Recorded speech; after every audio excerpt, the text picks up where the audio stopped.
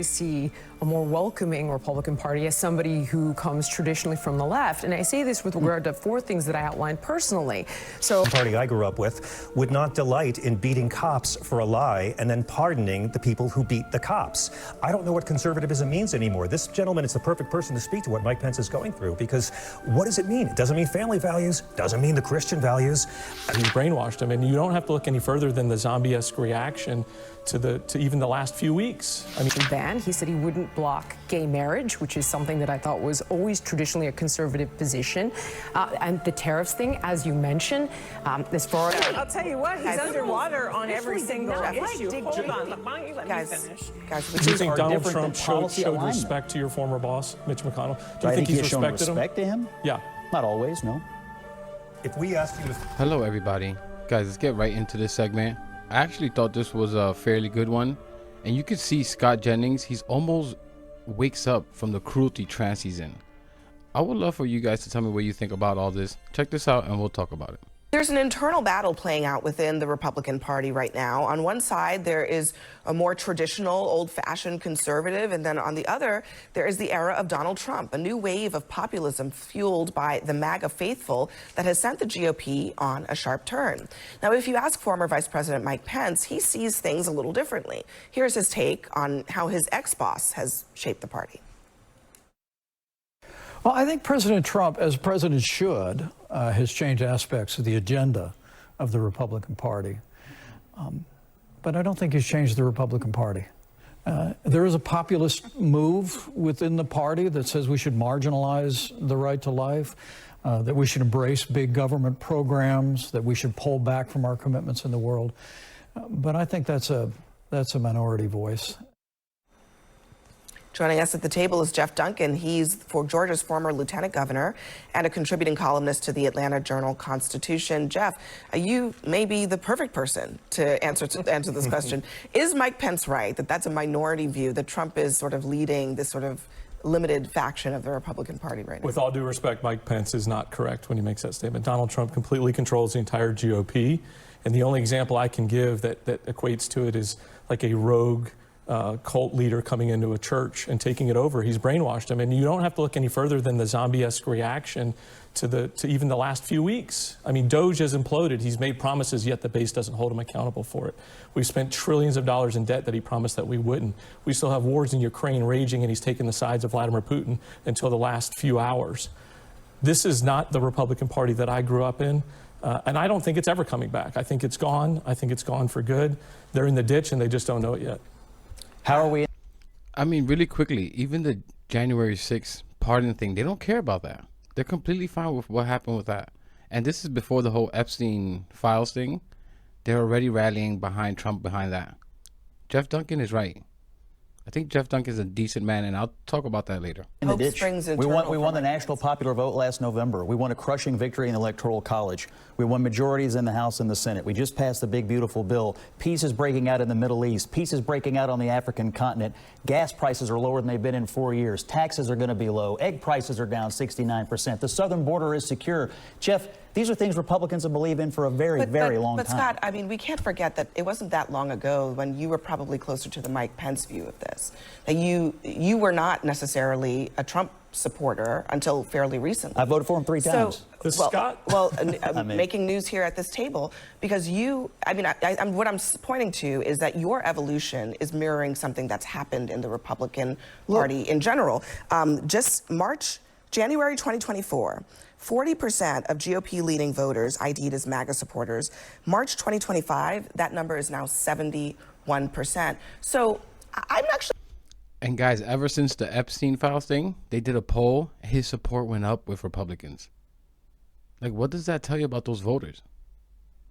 Not so sure that anything about Trump has changed in the interim. It's really more that people like you have gone from being more aligned with a Mike Pence to being more aligned with Donald Trump. And explain that to us. It's a good and valid question, but I don't see much disalignment. They have a personality conflict. Pence and Trump obviously had a falling out over a very serious issue, but on conservative orthodox policy stuff, The only real area where Trump has truly changed the party is on tariffs and trade. He believes in tariffs a lot more than any other president has since the early 1900s. And so that is a major difference in the platform. I acknowledge that. But on taxes, on the border, on pro-life, on having a strong military, and even now getting NATO strengthened with the 5%, helping Israel defeat Iran, he's not an isolationist. He is on many ways the same as every other Republican president of my lifetime and of your lifetime. There are some differences, but it's not as vast, I think, as you want it to be. Donald Trump does not remind me of Ronald Reagan. And the Scott Jennings, who was a Republican growing up, working for Mitch McConnell, George Bush, and others, very respectable Republicans, would probably not even shake hands with the Scott Jennings that's sitting here today. Well, I shook hands with Mitch McConnell this week. So, A. B, Mitch McConnell and Donald Trump worked together to change the Supreme Court and give us a 6-3 majority to pass the tax cuts in 2017. Again, personal differences are Donald different Trump than policy showed alignment. respect to your former boss, Mitch McConnell? Do I you think he's he's shown respected respect to him? Yeah. Not always, no. If we asked you to find one day... How about, he said Vice President Pence and Trump had differences. Trump was okay with his voters hanging Mike Pence and those chants. He said that maybe he deserved it. You don't see a problem here? And Jeff Duncan, I think he's a decent man, at least from what I can see. I don't know the guy's backstory, but he seems to be. This dude is a lifetime Republican. I'm not sure if he is anymore. You can work with that man. You may disagree on just about everything, but I see him as a Republican with a working brain. And like that last moment there, if you rewind a little bit when they were looking at each other, you can see that Scott, he almost acknowledges that he and the Republican Party has changed. Like the old person, the old him before Ozempic messed him up is inside there somewhere or something. To act like little has changed is just insane. Ever since Trump came down that escalator with his shit wife, the nasty things that man has said and this party has stood by. Mexicans are rapists and murderers, grabbing women by the you-know-what. Haitian immigrants are eating cats and dogs. Immigrants are poisoning the blood of the nation, calling people vermin, using verbiage that Hitler used. Calling people of color DEI hires as the new N-word. Every effing chance he gets. And the list goes on and on. How this man changed the discourse and how the Republican Party, spineless, weak, stood by him every time, every single time. Even with this Epstein thing, I just couldn't believe that one. This is how you knew they only cared about using it as a weapon. And once they found out that Trump was in fact clearly involved, now they want it all thrown away. Let's seal it up, forget the files. Like, unbelievable. In the Republican Party, the voters, I watch these other videos, Charlie Kirk's, and I look at their comments. They're already bending the knee too, these voters. They're already falling right back in line. Like, where's the decency, your humanity? There's no more working with this side, shaking hands and having a beer with the other side like that idiot, what's his name? That bloated, loudmouth idiot Cenk Uygur cries about. And Anna Kasparian. F these people. Since his inauguration that he has not lied to you and your family. Do you think you could do it? One day he's spoken publicly, because he can't stop lying, Scott. And I do think the party's changed quite a bit. The Republican Party I grew up with would not delight in beating cops for a lie and then pardoning the people who beat the cops. I don't know what conservatism means anymore. This gentleman is the perfect person to speak to what Mike Pence is going through, because what does it mean? It doesn't mean family values, doesn't mean the Christian values, fiscal responsibility. Again, we don't live in a theocracy. Spending? We live in a nation of laws, and we live in a nation of policy choices. Our policy choices today are basically the same as Republican policy choices, with the exception of tariffs, which I acknowledge. But this president, has done a lot of conservative stuff that people have always wanted. You've said two things a few times on the show. One about not living in a theocracy, which you're right. But it is also true, and I think this is John's point, that for many, many decades, the Republican Party, and even under Trump, says explicitly, we are a Judeo-Christian society. He, he claims to his supporters that his faith is important, that it's the most important thing in American society. He says that. Yeah. The Bible should be taught in schools, that he is selling a Bible with his name on it. So there's that. But then secondly, the party of George W. Bush, of compassionate conservatism, of immigration reform, that party is also gone too. Well, right? That party understood soft power in USAID. USAID, PEPFAR, that party is also gone, is it not? I come at this from a completely different position. Holy shit, I forgot this dumbass was there. I actually see a more welcoming Republican Party as somebody who comes traditionally from the left. And I say this with regard to 4 things that I outlined personally. So I perceive the Republican Party as being interventionist with foreign policy and now being more America first, although I did support what we did in Iran. But we're not engaged in a forever war as far as I can tell.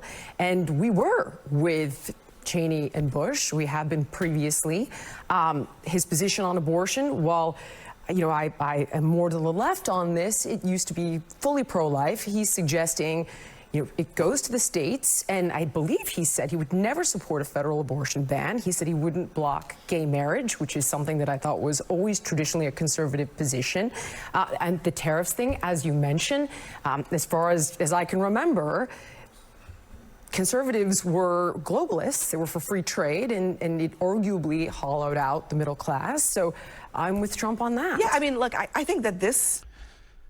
Guys, you know what I think about when I think about Jillian? That song, "That Girl Is Poison." If you know that song, I'm about to get up and walk out. You crazy bee. You're a lesbian. This party is not more welcoming than before. They despise you more than ever.